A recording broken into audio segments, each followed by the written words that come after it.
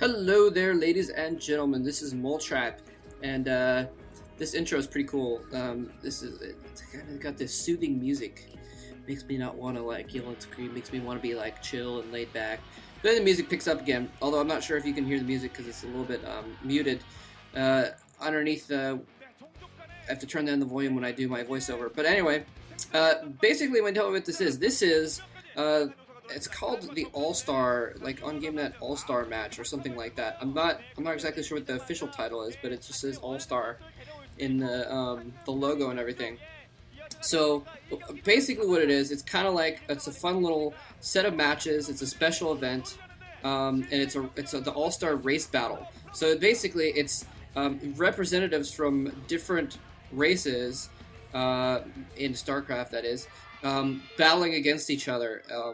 In kind of teams. So this is the Zerg versus Terran team, and the Zerg team is Savior, July Zerg, Luxury, and Yellow Arnak. And the Terran team is NaDa, Huashin, Flash, and Lita. And just for the sake of it, I'll mention that the Protoss team is Bisu, Stork, Jangbi, and Best. And personally, I think that the Protoss team is a little bit stacked, a little bit imba. But that's the way the cookie crumbles. And for some reason, the Zerg team, I have no idea why. I'll try and find out before the end of this whole series. But for some reason, the Zerg team does not have Jaedong. And I'm not sure why that is. Anyway, but they have Luxury, July Zerg, both very good players. Yarnak, sometimes good. Savior, sometimes good. So, to be completely honest, again, I think the Zerg team is probably a little bit at a disadvantage because Luxury is the only real superstar. Yarnak has been doing pretty good too. Anyway, but I mean, seriously, against a team like Jangbi, Stork, Best, and Bisu, like, how can they think to come out ahead? Anyway, but yeah, this is the Terran versus Zerg matchup, and that is a pretty cool little sign.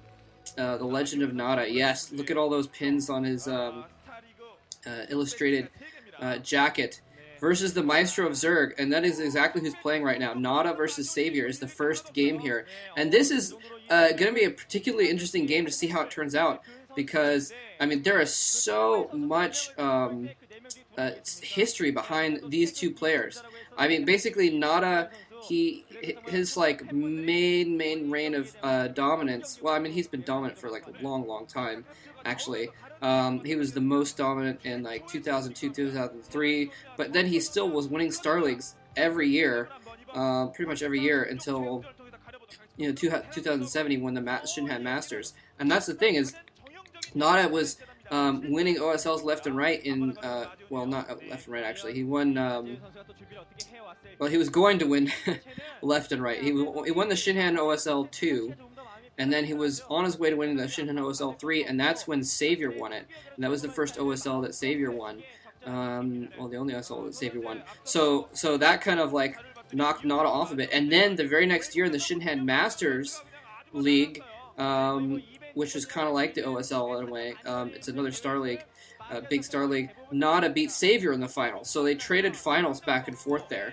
And, they've been meeting up here and there ever since then. And it's been just a lot of history behind these two players. Even just recently, NaDa actually eliminated Savior from the OSL, I think, in the group stages or something like that, or maybe it was the MSL. And then, like the next week, they met in the Blizzard Worldwide Invitational, and that, they met at BlizzCon. That's when Savior, he beat NaDa in the finals, and that's when Savior gave his Destroy Everyone speech. So a lot of history behind these two players, and it's going to be really interesting to see how this goes.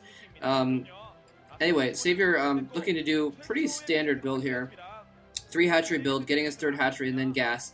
And this is kind of the build that Savior is known for, actually. And NaDa going into a quick expansion off of one barracks.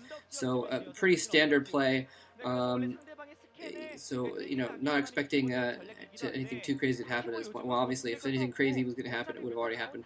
I mean, crazy as far as proxies or anything like that. I don't think anything of that sort is going to be happening. But we're probably just going to see Savior do his kind of standard play. 3 hatch, well, let's see. Yeah, he's saving up gas still. I'm not sure I haven't seen a lair yet, but he's probably going to get a lair pretty quickly here. Probably has one morphing already, actually. And then is probably going to get a Spire down and just do 3 Hashmutas into Lurkers. He's got a decent advantage on this map. It's a spread out map, and he's cross positioned, so it's very suited for standard play. It's going to enable him to probably try and get up a third base pretty quickly. And yeah, there's the lair going down now. Oh, NaDa not paying attention for a moment. That's a little bit uncharacteristic. Losing track of his SCV and getting it killed there for just a moment. Unless he perhaps needed the one supply for something, and so he let it get killed. But that's a little bit strange to see him lose track of his SCV. But you know, everyone has a bad day now and then. Anyway, yeah. Sorry, it should be interesting to see how this goes. NaDa is getting his academy up now. He's got a bunch of Marines. And we'll probably see him start to put on some pressure. And Savior, it's a little bit weird on Savior's part, actually putting down. Well, it's funny because it's weird, but it's also not weird. You know, there's the Spire. In his prime, Savior would not be putting down those colonies, I don't think. But you know, he's had to play a little bit more cautious lately since he hasn't had the dominance that he used to have. He hasn't been able, and he probably hasn't had the confidence because of it also, to really, you know, be confident in his ability to just own whatever someone throws at him. And with these cross positions on this huge map, it is going to take so long for those Marines to get to his base. It's really just kind of silly of him, to be honest, to put down those sun colonies so early. Unless he wants to stop a scout from getting in or something like that, in which case, you know, the old Savior, the old dominant Savior, would have been able to just have a few Zerglings out and would have been able to just run those Zerglings around and chase down any SCVs that try to get in to scout him. And only now that he saw, he's going to get the Overlord. Oh, he might not get the Overlord. The Overlord running away. The comset's going to run out. But it's, the Overlord does go down. Nicely done by NaDa. And now Savior actually doesn't know if those Marines are heading his way. He was counting on the Overlord to watch the Marines head out. But the Spire is already up, and he's morphing only 6. Oh, the Overlord got killed!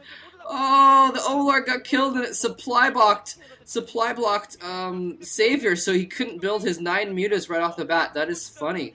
And very clever on NaDa's part. So now is when I would expect Savior to be putting down those sunken colonies, you know, if it was kind of his older self.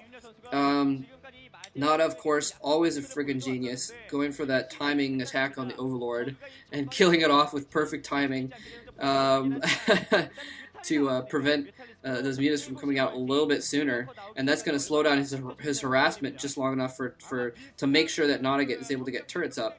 And in the meantime, this group of medic Marines is going to be able to run around and delay him some further in the middle, and also going to keep him back because it's kind of a big map, and at this point it's almost, well, it's not really. There's different aspects to it, but it's almost a disadvantage to Savior in the sense that, oh geez, oh wow, that was a little careless on Savior's part there, running in a little bit too quickly. He didn't have his mutas clumped up, lost a couple mutalisks to those medic Marines. So I mean, we're really seeing here how, I mean, even though, you know, all the Savior fanboys have been thinking about, oh, Savior might be back, and he's been playing really well, and he did go on a really decent winning streak, but I mean, I don't think Savior is even playing as good in this game as he was, you know, just a few weeks ago when he was still in the, I think it was MSL, yeah, when he lost to Zero in the MSL quarterfinals, or I think it was quarterfinals, yeah.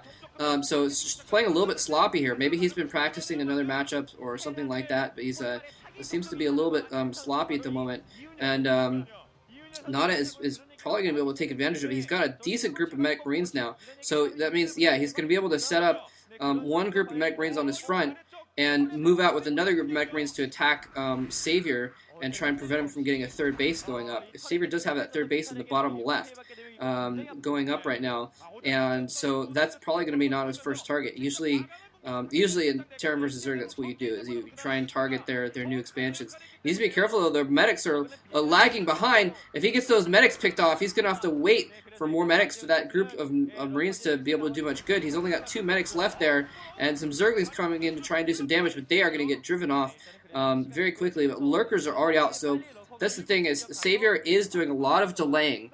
He's still doing a lot of delaying.